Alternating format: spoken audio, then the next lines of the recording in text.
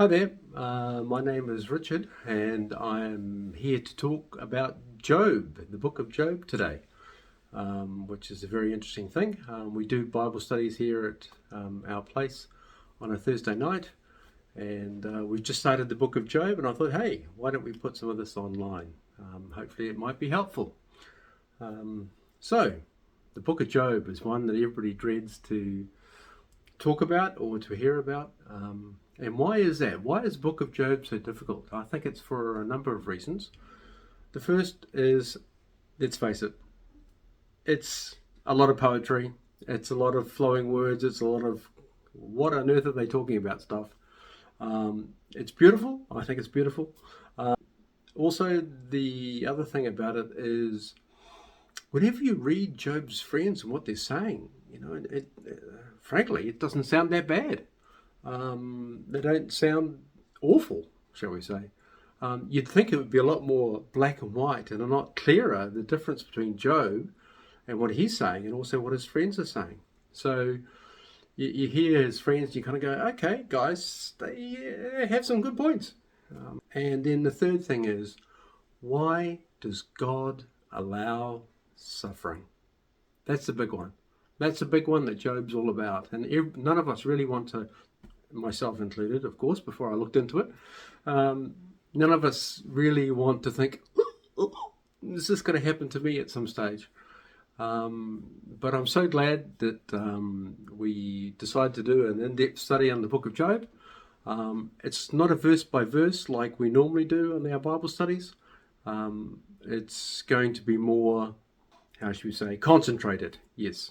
Because if we do verse by verse, you're going to die with boredom over the poetry, probably. So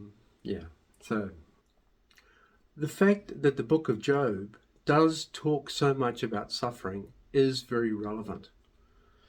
And one of the big reasons it's relevant is because for the Jews, the topic of suffering, which comes from sin, it's a big topic for them.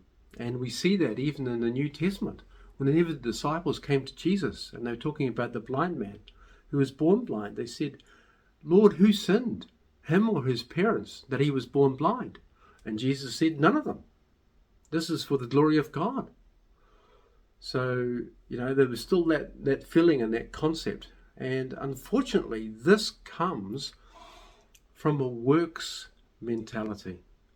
This comes from a works-based mentality. But the fact of the matter is, you cannot, nobody can earn God's grace. God's grace is freely given. And all we can do is just go, Lord, I thank you so much. We receive your grace. So you can't earn God's grace. You can't earn God's favor no matter what. Because you're never, ever going to be good enough. So, as we will see. So Job also at this stage, and also, of course, all of his friends, they all had a works-based mentality. And a works-based mentality, it has two basic precepts to it. Good people go to heaven, and bad people go to hell. That's, if you're good, if you live an upright life, if you're a good person, you treat people well, you look after the poor and the needy, and you give and you're generous and you're nice, then you're fine, right? You're going to heaven.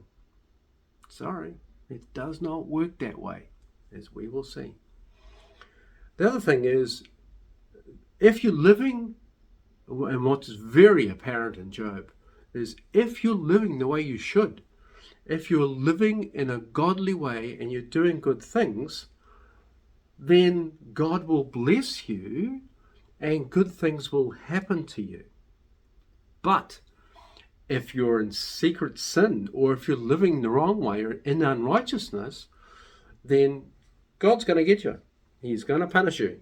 And bad things will happen to you, and that will be obvious. And of course, that's the conundrum. That's the nutshell of what happens with Job. So the book of Job itself, as far as time's concerned, scholars generally say that they think it's just before Abraham. Yeah, just before Abraham, probably in time. Some say it's contemporary, but I wonder at that because Job gets called the most righteous or the most perfect or blameless person in the East. And Abraham was sort of living not too far away from him. So I don't think that would be the title for him if Abraham was around, though Abraham at the start of his journey was probably not the same Abraham, certainly, who finished the journey. But anyway, we think it's around just before Abraham's time. The author is not known either, though most rabbis tend to attribute it to Moses. So I don't think it really matters. So let's just read through it and then we'll go back through it again. And also hopefully you'll see it up on the screen. I use a New King James Version in most cases. Sometimes I change just to get a different wording or what's a more accurate translation. There was a man in the land of Uz. Now, by the way, Uz is in southeast of Canaan, the land of Canaan. So that's down to the southeast of Israel today. So it's probably Jordan, in Jordan somewhere, or Saudi Arabia somewhere. There was a man in the land of Uz whose name was Job, and the man was blameless and upright, and one who feared God and shunned evil. And 7 sons and 3 daughters were born to him. Also his possessions were 7,000 sheep, 3,000 camels, 500 yokes of oxen, 500 female donkeys, and a very large household, so that this man was the greatest of all the people in the East. And his sons would go and feast in their house. Now there was a day when the sons of God came to present themselves before the Lord, and Satan, who also came amongst them. And the Lord said to Satan, "From where do you come?" So Satan answered and said, "From going to and fro on the earth, and from walking back and forth on it." Then the Lord said to Satan, "Have you considered my servant Job, that there is none like him on the earth, a blameless and upright man, one who fears God and shuns evil?" So Satan asked the Lord and said, "Does Job fear God for nothing? Have you not made a hedge around about him, around his household, and around all that he has on every side? You have blessed the work of his hands, and his possessions have increased in the land. But now stretch out your hand and touch all that he has, and he will surely curse you to your face." And the Lord said to Satan, "Behold, all that he has is in your power. Only do not lay a hand on his person." So Satan went out from the presence of the Lord. So we'll stop. What we're going to do is we're going to stop there for now, and then we'll complete the chapter later. But we'll go back and we'll discuss this first half.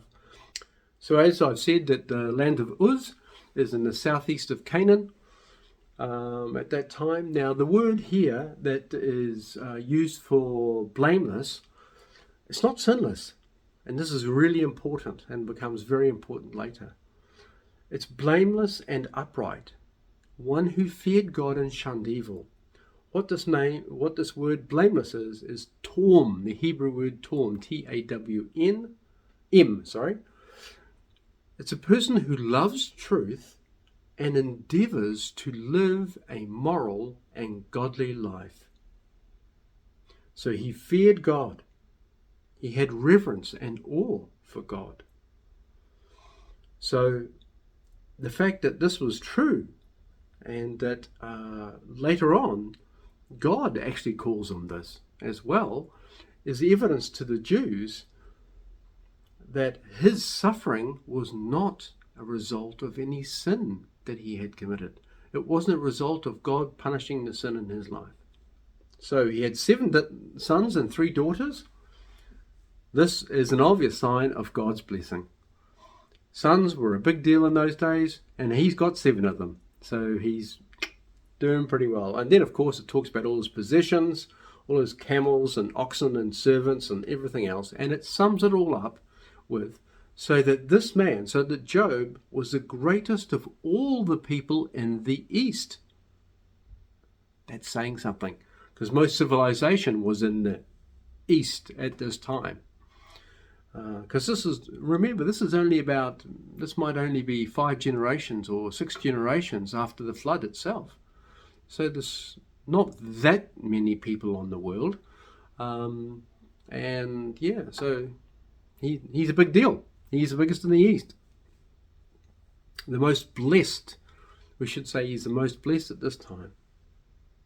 Okay, so sons go off and feast and ask their relatives and their siblings to come along with them.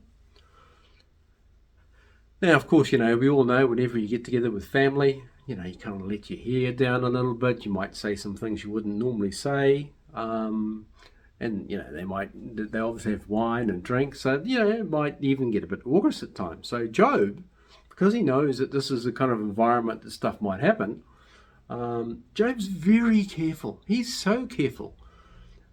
He makes sure that there's no blame on either him or his family. He wants to stay in right standing with God. This is the crucial point. Even when he's not aware of something going on. So every time they have one of these feasts, he thinks, maybe something's happened. So he makes sacrifices all the time to say, hey God, forgive us, sorry, this has happened. Now, what's also a good point to remember here is that it's very rare for a very wealthy person. Job was obviously the wealthiest person in the East at the time, so he was very wealthy. But it's rare for a wealthy person to be in right standing with God. Often they're caught up with their life and everything around them and enjoying their pleasures. As you remember in the New Testament, Jesus said it's easier for a camel to go through the eye of a needle than it is for a rich person to enter the kingdom of God.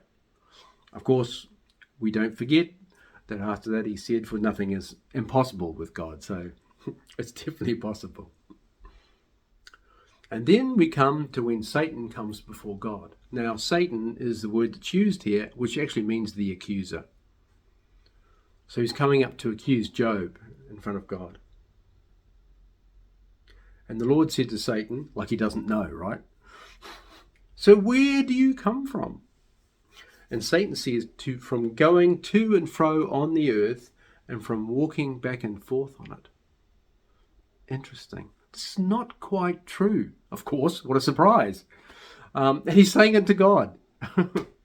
So we know from the New Testament that Satan has come to kill, steal, and destroy. So therefore, he's not just walking about, oh, gee, what a beautiful sunset it is today in India. Or what a beautiful sunset, sunrise it is in New Zealand. No, he's not doing that. He's always seeking to kill, to steal, and destroy. So he's not just roaming casually around. And the other thing the reason really why God is asking this question is he knows Satan is obsessed with Job. He knows that he's doing that. So he's saying, hey, why have you come? And then, and Satan hasn't said anything about that either, of course. Then the Lord said to Satan, have you considered my servant Job, that there is none like him on the earth? Now, a better translation for this, actually, in the Hebrew is, you've noticed my servant Job, haven't you? And I'll show you in a minute why we can say that. But that is just a better translation of the Hebrew there. You've noticed my servant Job, haven't you?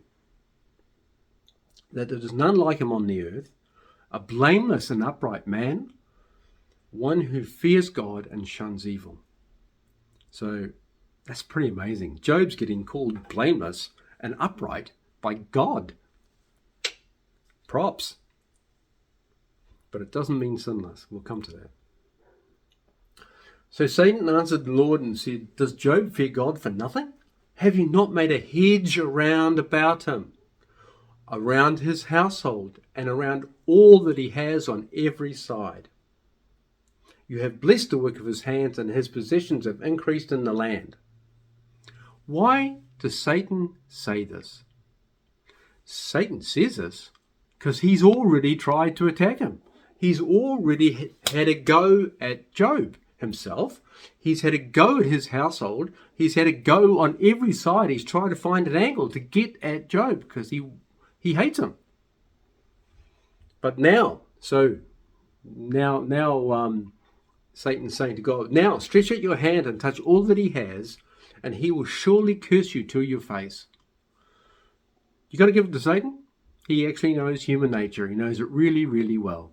Most people, if some really bad, unexplainable stuff happens to them, there comes a point or there comes a limit where they're going to say, I give up. God, why are you doing this to me? I'm really angry. I'm really ticked off with you. I'm out of here. It's enough. And they would curse God. But, yeah, so this is the challenge. And the interesting thing here is, because he is blameless and upright, the most blameless and upright at this time, Satan says, right, I'm going to get him. And if I can get him, anybody on the earth will curse God. And so he's out to prove a point. Because Satan also knows human nature. And generally speaking, some people's point is much, much lower than other people's, particularly Job's. He's been amazing. Okay, and the Lord said to Satan, behold, all that he has is in your power, only do not lay a hand on his person. So Satan went out from the presence of the Lord. If we read this in a New Living Translation, it's slightly better. It lets us see something. All right, you may test him, said the Lord to Satan. Remember, Satan asked God to do it, but God's going, nope. Do whatever you want with everything he possesses, but don't harm him physically. So Satan left the Lord's presence. You see, Satan needed God's permission. So he needed God to withdraw his hedge of protection, because he had. So Satan needs God's permission. If we remember, and this is also true, Satan still needs God's permission. Remember, Jesus said to Peter, just before the Garden of Gethsemane, he said, Peter, Satan has asked to sift you as wheat. I have prayed for you. So that's interesting. And also, if we look at 1 John 5:18, it says, we know that everyone who has been born of God does not keep on sinning. But he was born of God, that's Jesus, protects him. And the evil one does not touch him. Yippee! There we go. The evil one does not touch him. Okay. Let's move on now to the second part of the chapter.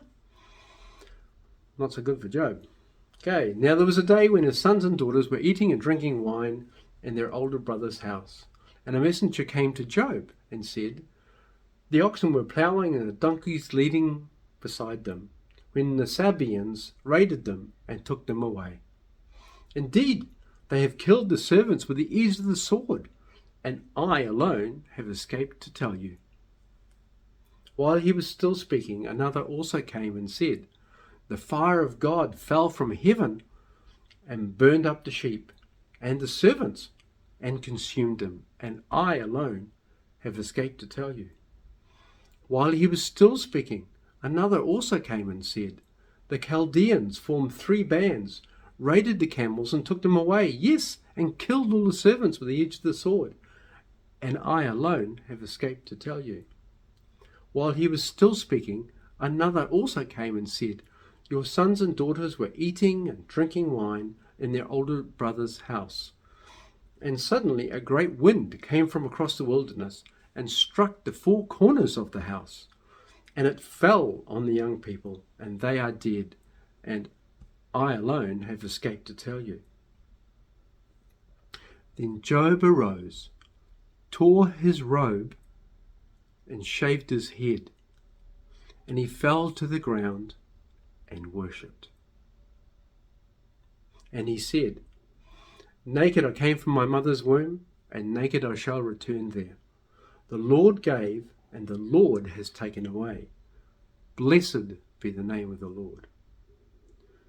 In all of this, Job did not sin nor charge God with wrong. And that's the end of chapter 1. So let's go back and discuss the second half of the chapter. So Job loses all his property. All these messengers must have arrived pretty much simultaneously at the same sort of time. They were all, basically he loses everything. Donkeys, oxen, and then it's interesting, one of the messengers says the fire of God fell from heaven and burned up the sheep and the servants. But as we know, God wasn't doing anything. So it was the devil, it was Satan, who sent down fire, lightning, or whatever it was from heaven and burned them all up. So it's not the fire of God, it was the fire of Satan. And yes, unfortunately, he is able to do counterfeit miracles, and he is able to do some signs and wonders. Interesting that. Of course, not like God. Not even close. And certainly nothing creative. Everything's killed, everything's gone, and his sons and daughters feasting together, they're all dead.